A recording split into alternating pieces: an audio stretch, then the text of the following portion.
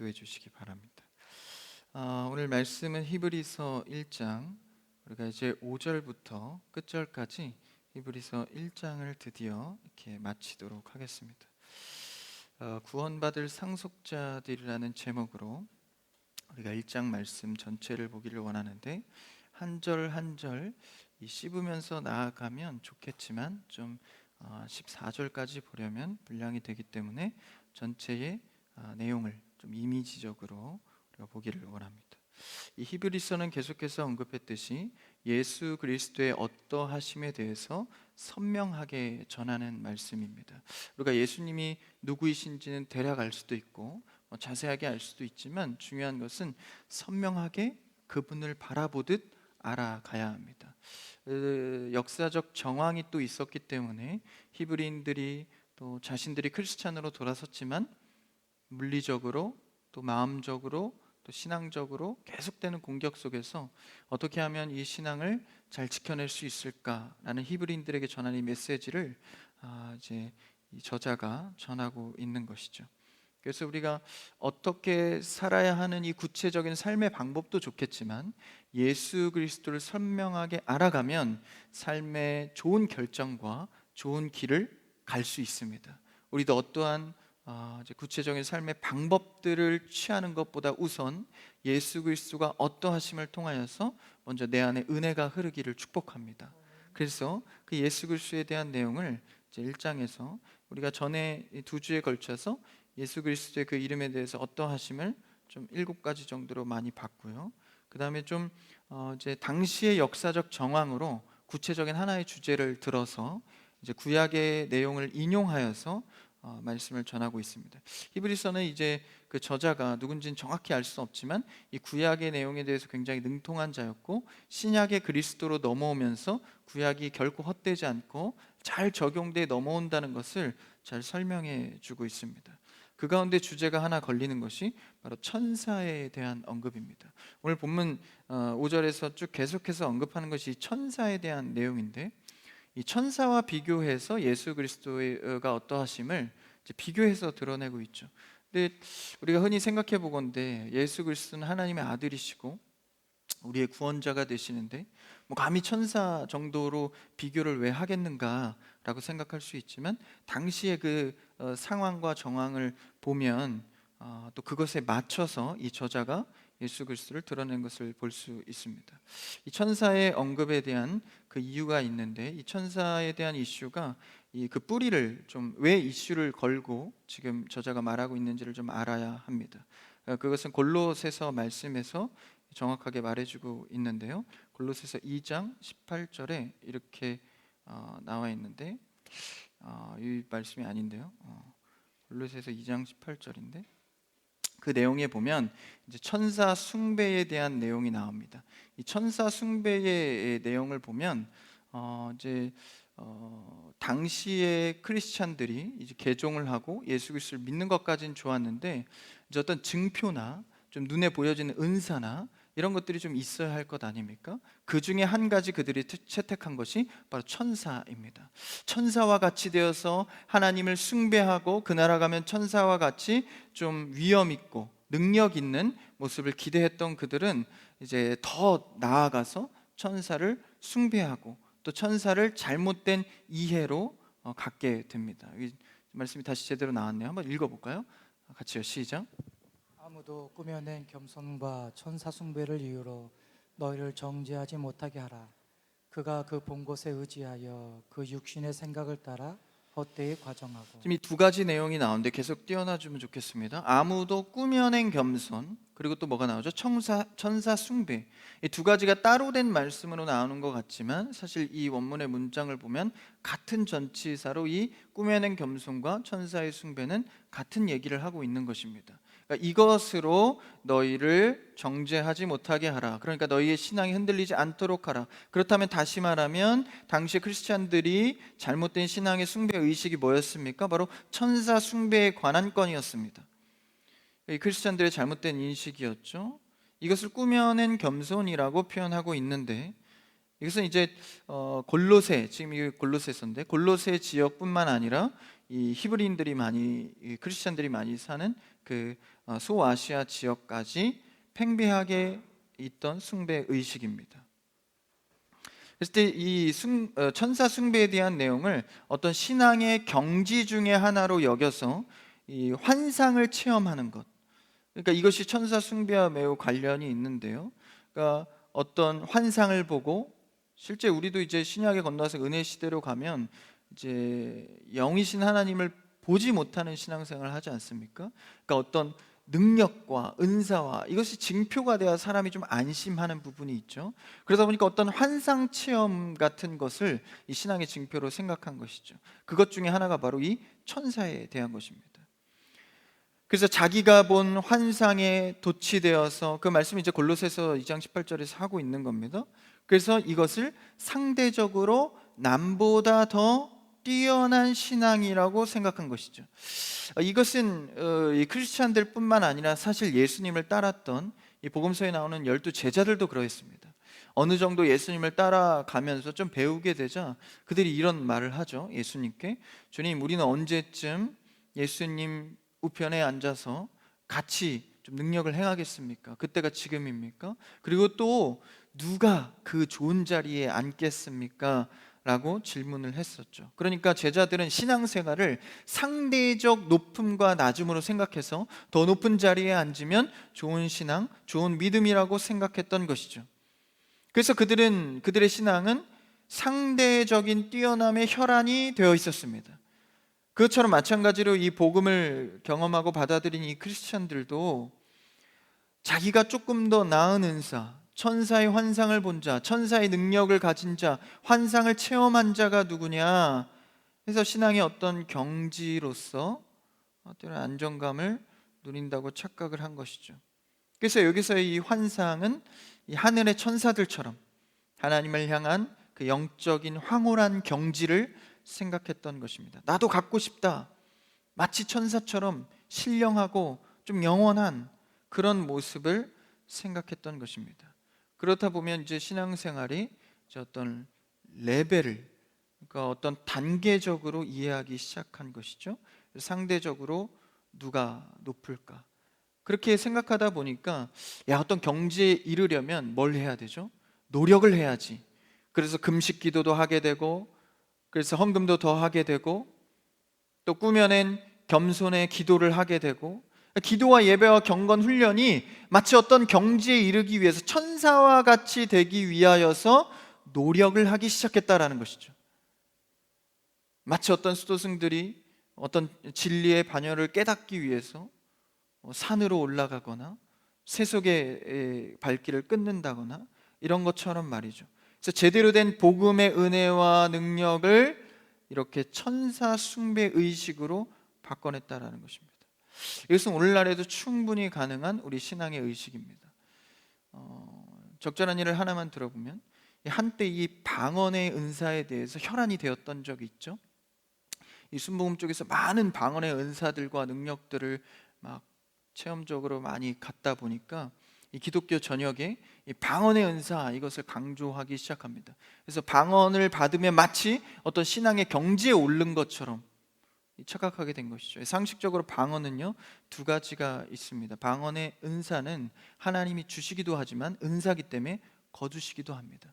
이 방언의 은사는요, 은사 자체가 철저하게 복음을 위해서 주시는 것입니다. 방언의 은사는 크게 두 가지인데, 첫 번째는 우리 인간의 언어를 주시는 방언의 은사가 있고, 두 번째는 하늘의 언어를 주시는 방언의 은사가 있습니다. 이 인간의 언어를 주시는 이유는 대표적으로 선교지에 갔는데 그 선교지에서 어떤 사역자나 어떤 선교사를 사용하기 위해서 이 방언의 은사를 주기도 하시죠. 그랬다가 사역이 끝나면 거두시기도 합니다. 그런 사례들이 많이 있죠. 그리고 하늘의 언어는 무엇입니까? 하나님과 내가 깊은 은혜의 교감을 하고 공감을 하기 위해서 또 은혜의 징표로 주시는 것이죠. 그것이 다 뭐로 귀결되어야 합니까? 복음. 예수 그리스도를 위하여서 귀결되어져야 하는 것이죠.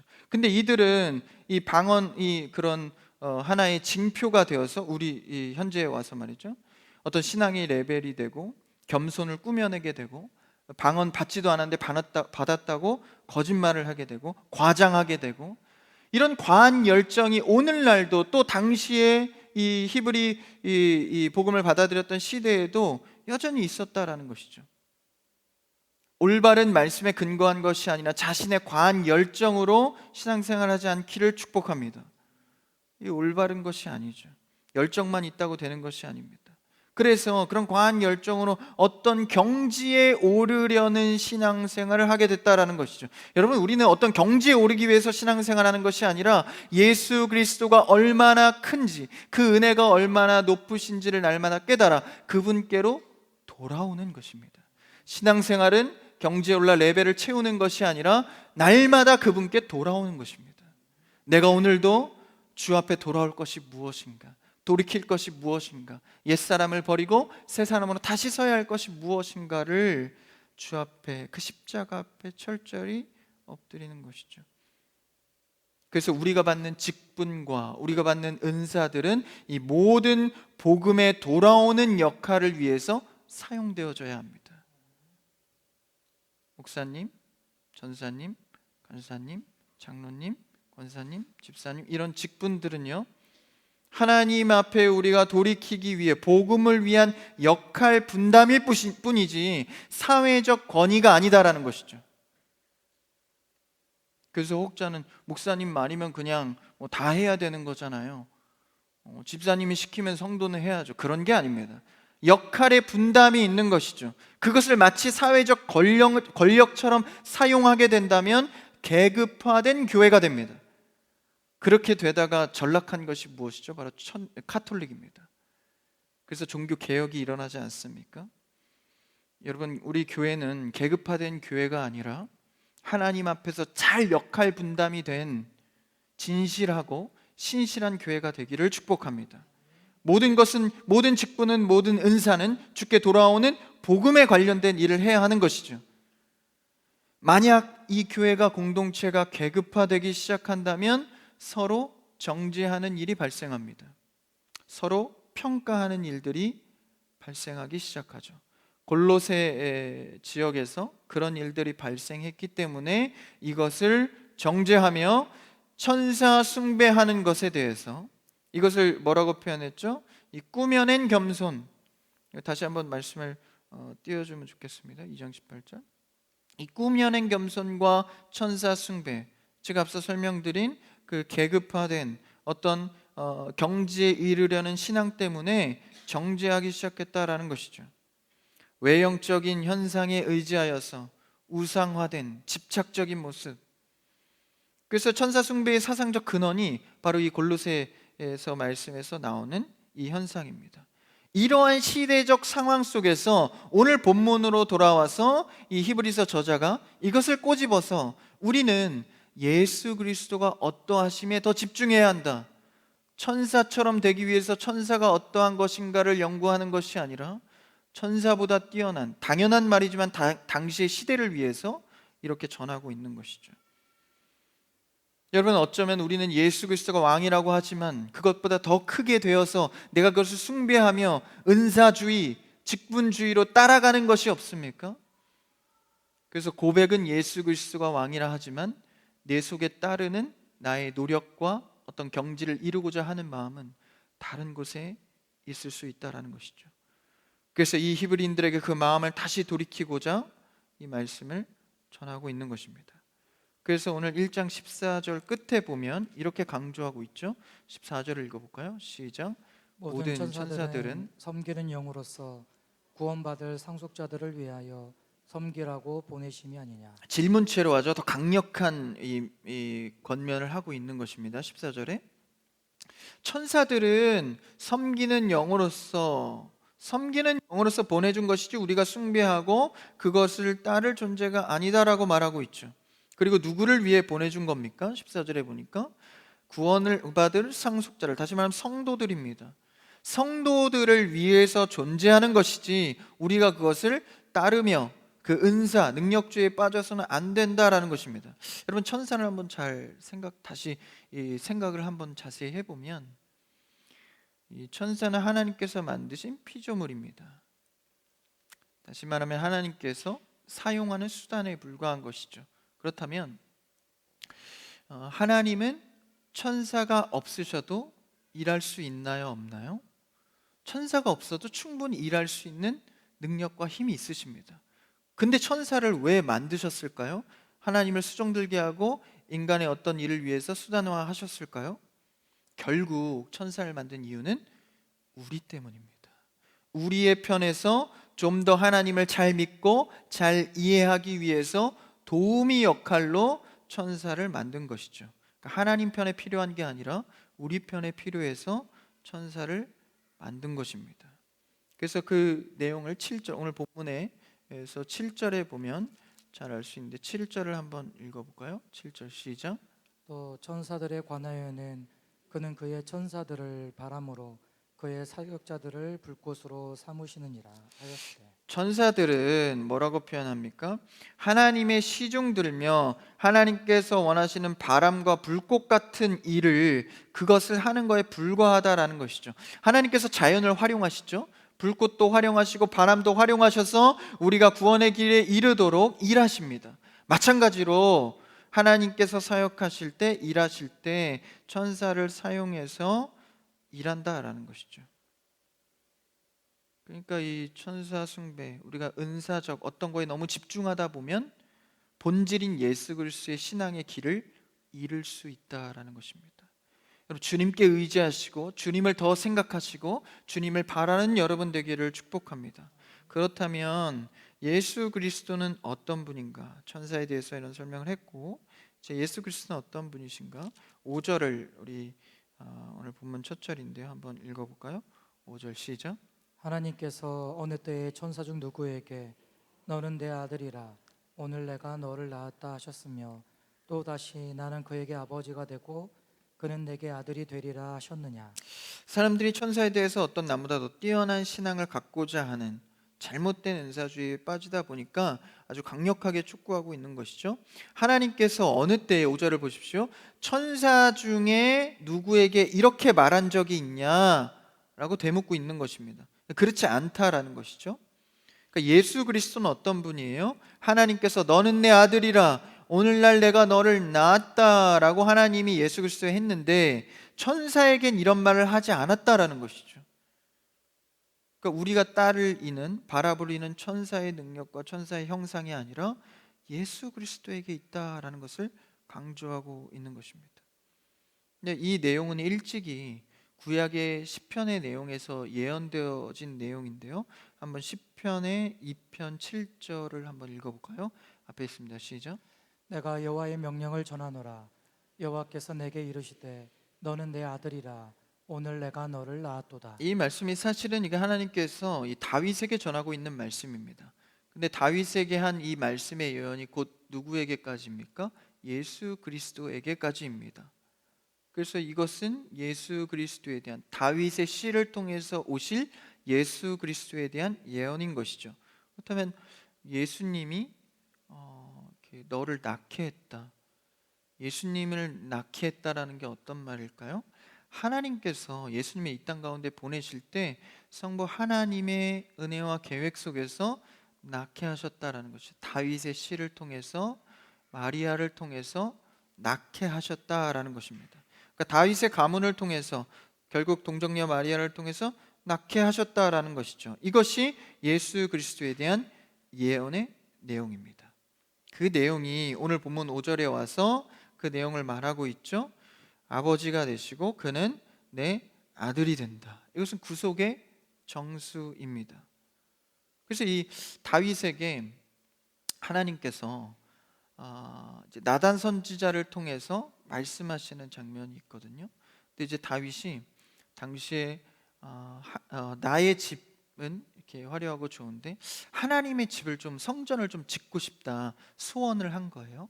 그랬을 때 나단 선지자가 다윗에게 하나님의 말씀을 전하게 되죠. 하나님께서 뭐라고 하시냐면, 아니야, 내가 너를 위해서 집을 지을 거야 라고 말씀하시죠. 그리고 그 집은, 그 왕위는 영원히 견고하리라 말씀하십니다.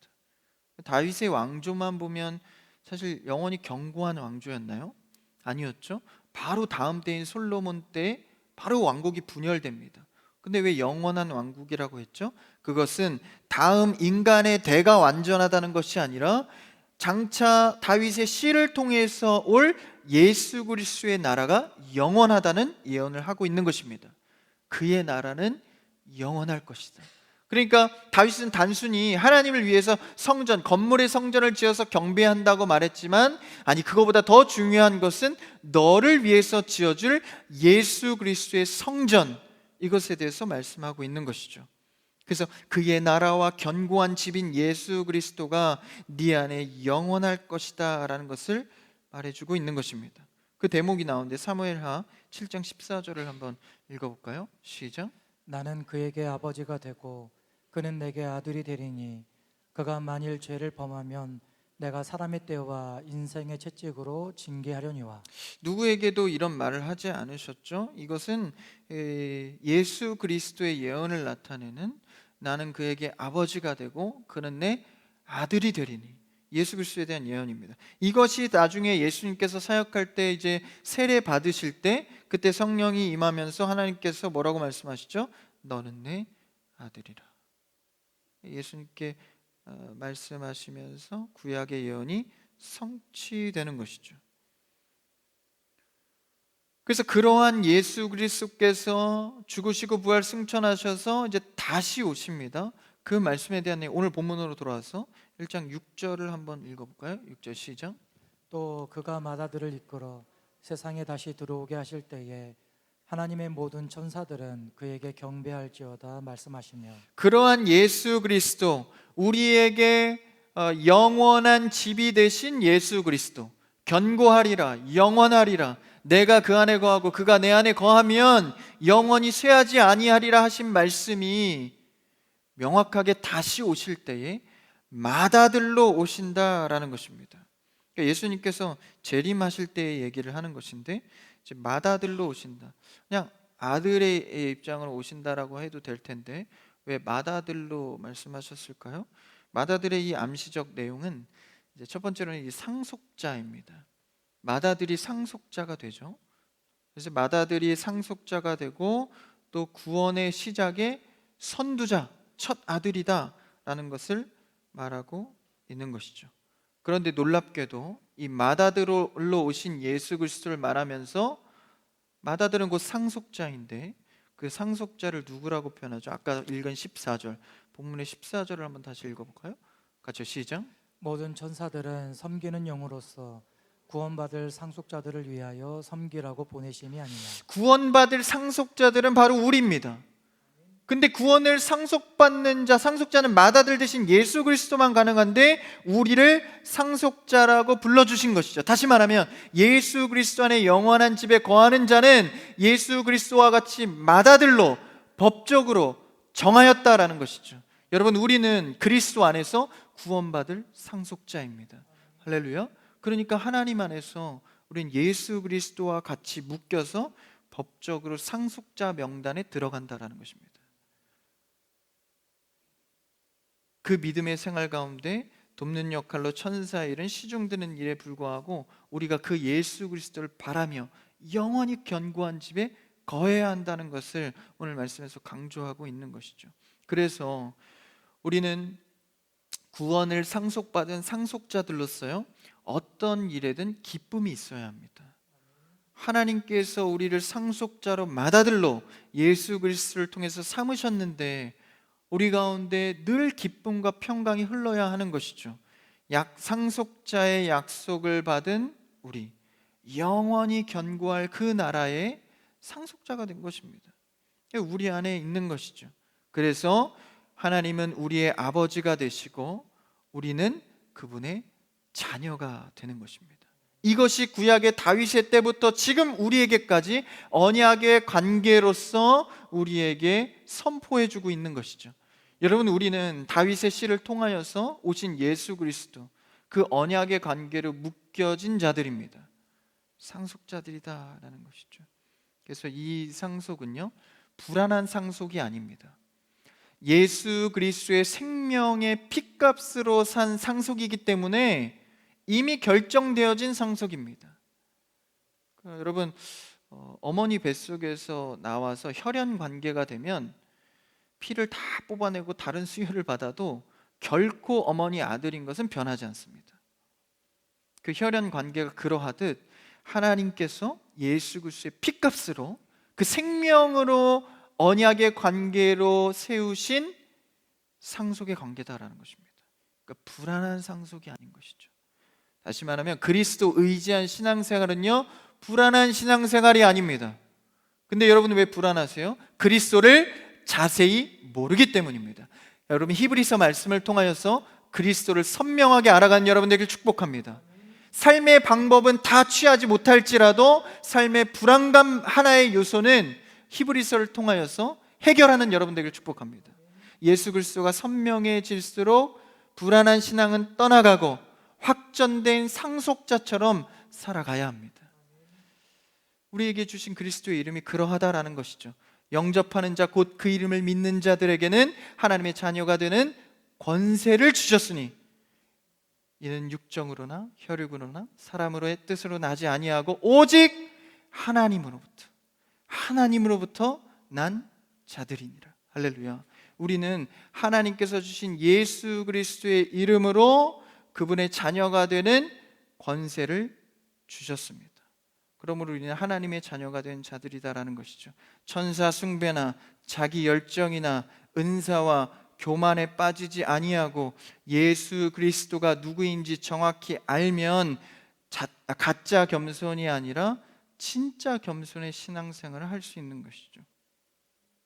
그분이 날 위해 보여주신 사랑과 겸손과 희생을 알아가기를 축복합니다. 그 앞에 어떻게 우리의 권한을 내세우겠습니까? 우리는 그저 하나님의 자녀가 된 권세 하나 받은 것이죠. 우리의 권세는요, 능력도 은사도 직분도 아닙니다. 우리의 권세는 하나님의 자녀된 권세입니다. 그것이 영원히 무너지지 않는 견고한 성이다라는 것이죠. 그래서 우리가 구원받을 상속자라는 사실로 기쁨을 잃지 않기를 축복합니다. 우리의 기쁨은 주님께서 구원을 부어주신 그 상속자로서 기뻐하는 것이죠. 14절을 한번 다시 읽어볼까요? 오늘 본문 14절 같이요. 시작. 모든 천사들은 섬기는 영으로서 구원받을 상속자들을 위하여 섬기라고 보내심이 아니냐. 우리는 은사적인 어떤 신앙의 경지를 위해 달려가는 것이 아니라 하나님의 자녀로서 날마다 그 상속자로서 불안한 마음이 아니라 확신 속에 신앙생활을 할 수 있는 여러분 되기를 주님의 이름으로 축복합니다. 기도하겠습니다.